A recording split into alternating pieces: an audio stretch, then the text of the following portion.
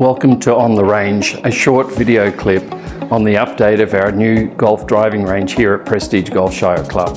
As you can see, the short game area is starting to grow in, and you can see the formation of the putting green and the practice short game area.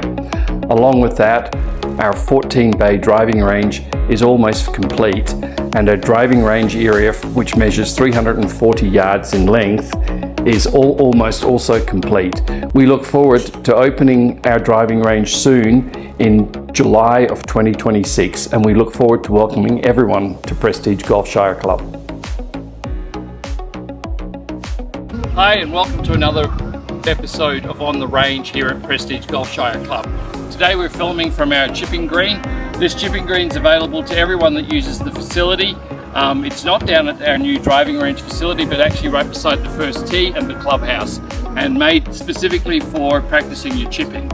Today we want to talk about the greenside chip shot. A lot of people these days tend to use the lob wedge from this area.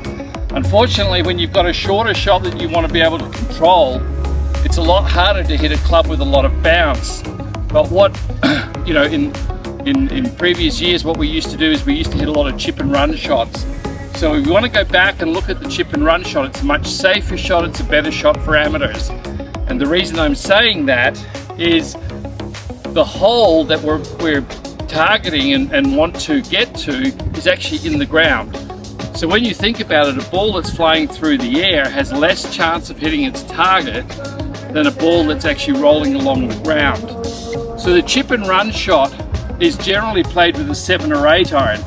And what I've got today is I've got my 8 iron with me, and I'm going to show you how I utilize this club and how best to save yourself, some shots around the green. Ideally, the chip shot is used from no further away than about 4 or 5 meters from the green. After that, it becomes a pitch shot, and then you're looking at a more lofted club. Now, like I said, I'm using my 8 iron. Now, where the technique differs is I want to use a putting motion, and I try to take my wrists totally out of this shot and use more so my arms to take the club back and forward. You'll see that I've put 2 tees into the ground. Now, from where my ball is and where my target is, those tees are set at about 30% of the distance to my target. And the idea being that when I hit this shot, I'm landing the ball in line with those tees and then letting it release to the hole like a putt. So when I grip the club with the 8 iron, I'm gripping it right at the base of the grip. That gives me a lot more control. And then I move closer into the ball, actually making the club be a little bit more upright than normal. If I was in my normal address position, I'd be addressing the club this way with my grip in the middle. But what happens is that I create an angle here. I want to take that angle away, grip down on the bottom of the grip, slightly narrower with my stance, and my weight is on my left side. So I'm keeping the sternum either on the ball or slightly ahead of the ball, weight left, down here, and really what I'm concentrating now on is the 2 tees.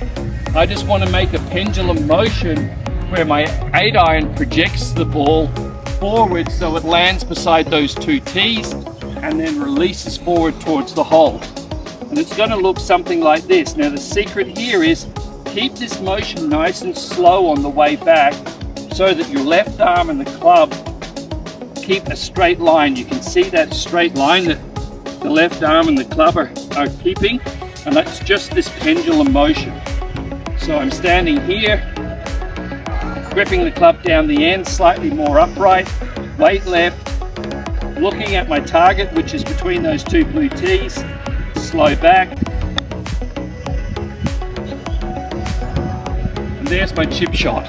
It's a safety shot. It's going to get you a lot closer to the hole, and you're going to find if you perfect this shot, you're going to hole a lot more shots from off the green. So this is our chip shot. Like I said, we don't really play it any further back than about 4 to 5 meters from the green. It's a putting technique, it's a safety shot. Even if I was to slightly mishit the ball with this shot and thin it slightly this way, you can see that I'm still pretty close to my target, so it's very, very safe.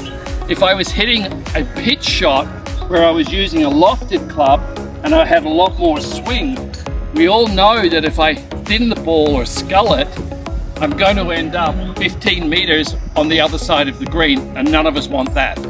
So let's just go over it one more time. Just get in nice and close, grip down, weight left, keeping your sternum either on the ball or slightly ahead, and just take it back nice and slowly.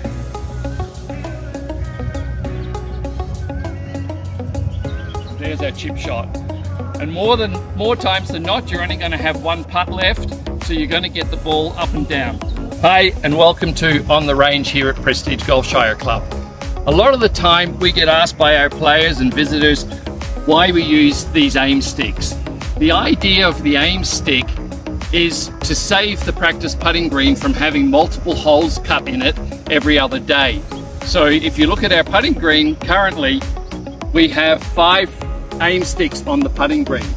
Now, if we had 5 holes cut, that would mean every week over a 6-day period, we'd have to cut 30 holes on the putting green, because we change our holes every single day on the golf course. Number one, it becomes a lot more work for the greenkeepers, but more so than anything else, it actually saves our putting surface and allows us to have an absolutely pristine putting surface. But there's a lot more to it. I first came across these in the United States approximately 10 years ago. And the idea is that when you're practicing to a target that's actually smaller.